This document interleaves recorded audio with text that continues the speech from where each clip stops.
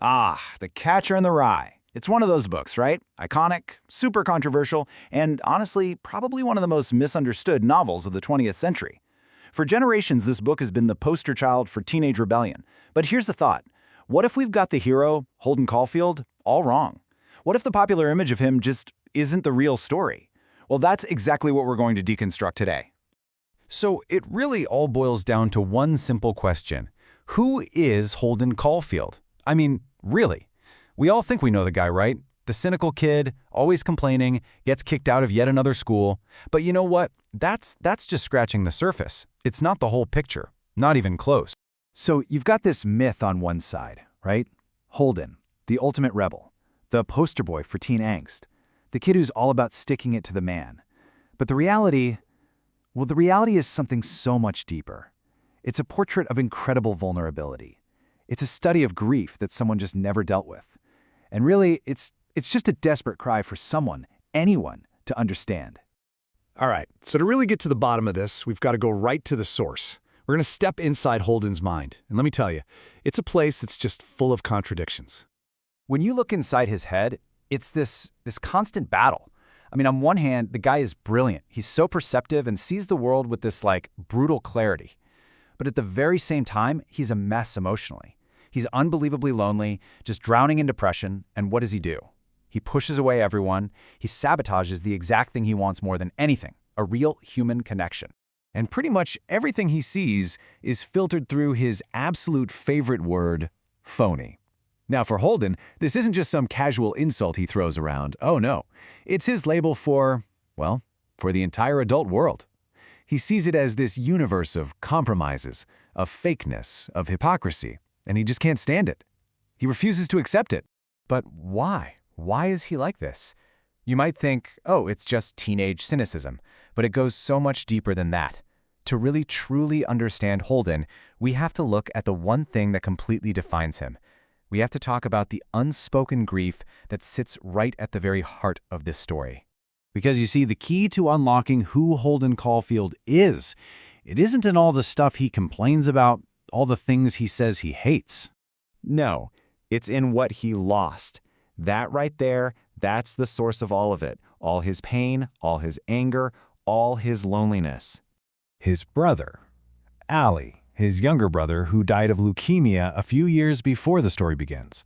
That single event just shattered Holden's world. It completely destroyed any faith he had that the universe was fair or just. And that one event set off this devastating chain reaction.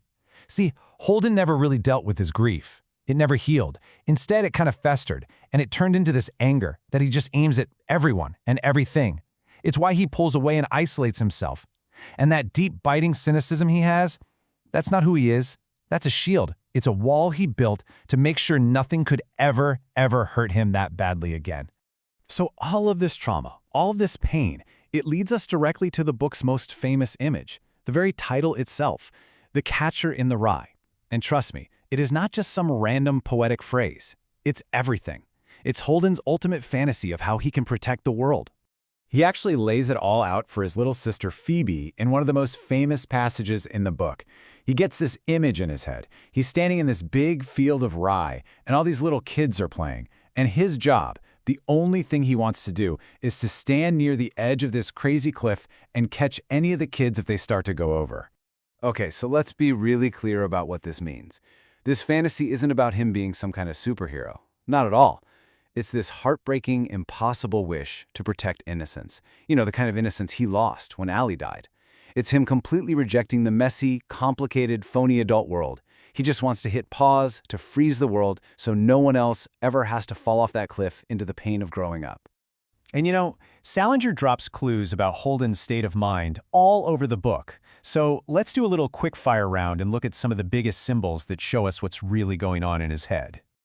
Okay, first up, that red hunting hat. Think of it as his armor. It's his security blanket. He puts it on whenever he feels insecure or vulnerable.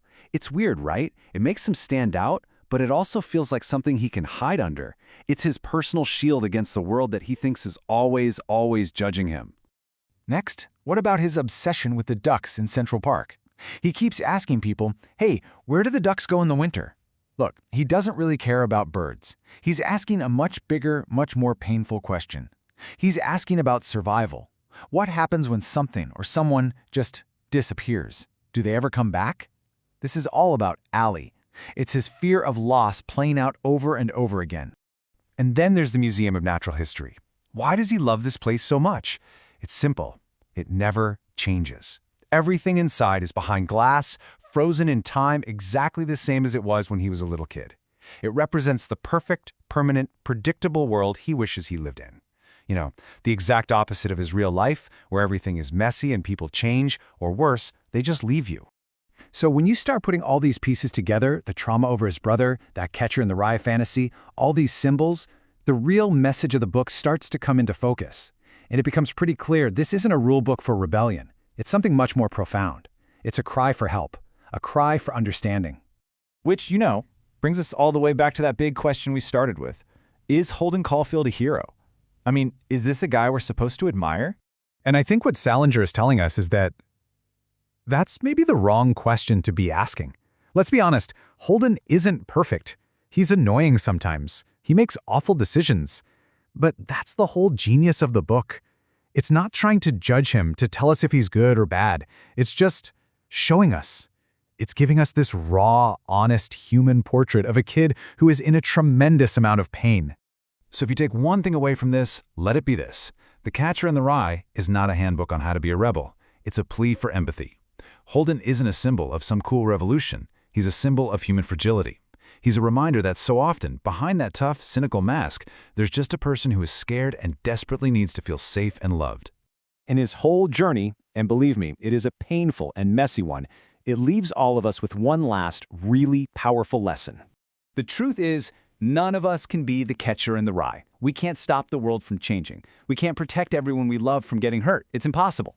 But what we can do, and this is what Holden is just beginning to figure out at the end, is we can learn how to live in this messy, imperfect, constantly changing world without losing the best parts of ourselves along the way.